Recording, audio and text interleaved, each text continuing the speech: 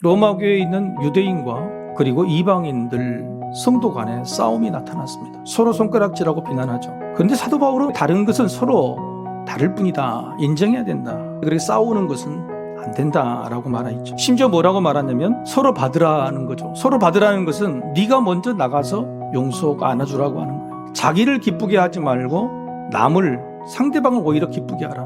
근데 여러분, 사도 바울의 말뿐만 아니라 예수님의 말씀은 어떻게 느끼십니까? 예수님은 사람을 용서하되 70번씩 7번을 용서하라. 용서도 어려운데 사랑까지 하라고 하셨죠. 용서하라, 상대방을 위해 희생하라고 말하는 이 말, 그렇게 강요하고 있는 것일까? 아닙니다. 사도 바울은 그게 아니라 아니다, 못한다. 사도 바울은 오늘 결론적으로 이렇게 말합니다. 소망의 하나님이 모든 기쁨과 평강을 믿음 안에서 너희에게 충만하게 하사 성령의 능력으로 소망이 넘치게 하시기를 원하노라.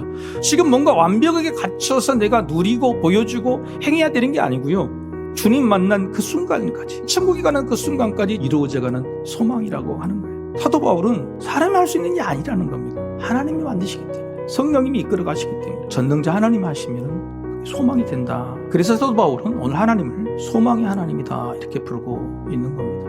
사도 바울은 오늘 하나님이 어떤 소망, 교회에 어떤 소망을 바라고 있느냐, 그걸 알려줍니다. 하나님이 원하시는 완벽한 하나님의 나라, 온전한 하나님의 나라는 뭐냐면 모든 사람이 한 마음과 한 입으로 하나님을 찬양하는 게, 그게 하나님의 소망이다. 그런데 문제는 뭐냐면 세상의 삶의 우여곡절이 다르고 교회 오는 이유도 다르고 성격대로 믿고 성품대로 믿고 목적과 모든 기도적인 요구가 다른데 어떻게 한 마음 한 뜻으로 찬양하는 마음이 같을까? 사도 바울은요, 그것을 가능하다고는 두 가지 방법을 알려줘요. 첫 번째는 성경의 위로입니다. 변함없는 하나님의 말씀이, 그 하나님의 신실함이, 변치 않게 말씀을 통해서 우리를 사랑하고 용서하시고 기다려주신다고 하는 그 하나님의 놀라운 사랑의 기록들을 보면서 우리가 소망을 얻는 거란 말, 위로를 받는 거라고 하는 거예요. 두 번째, 성령의 능력으로 된다고 하는 겁니다. 오순절 마가의 다락방에 성령님이 임하셨어요. 온 150명의 제자들이 성령을 충만하심을 받았죠.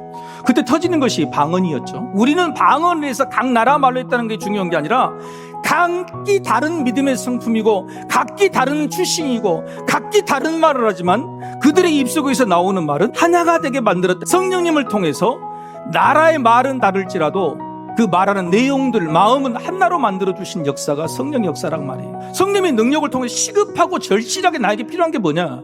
예배가 예배되는 거예요. 하나님 앞에 나와 있는 이 시간에 내가 드리는 예배를 통해서 성령의 위로를 받는 거예요. 말씀의 위로를 받는 거예요. 새 힘을 얻게 되는 거예요. 예배를 통해서 말씀의 위로를 받고 한마음 한 입으로 찬양하게 되는 거예요. 각기 다른 삶이지만은 함께 모여서 서로를 보고 놀라는 겁니다. 저 사람의 입에서 찬양이 터져나오고 변화된 그 모습을 함께 보면서 우리가 서로에게 위로를 받는 겁니다. 여러분, 예배의 마지막을 붙드셔야 돼요. 예배의 마지막 순간 난 빈손으로 돌아갈 수 없다고 말해야 돼요. 여러분, 예배는요, 빈손으로 왔다가 하나님 주신 위로와 은혜를 받고 나가는 것이 예배란 말이에요. 하나님께서도요, 일주일에 단 한 시간 하나님 앞으로 나오는 이 시간을 주목하고 계세요. 우리도 이 시간에 일주일을 걸어야 돼요. 사랑하는 성도 여러분, 여러분의 소망이 무엇입니까? 예배 안의 말씀과 찬양으로 성령 충만하신 역사로 이런 소망을 매주일 얻어가시는 저와 여러분이 되시기를 주님의 이름으로 축복합니다.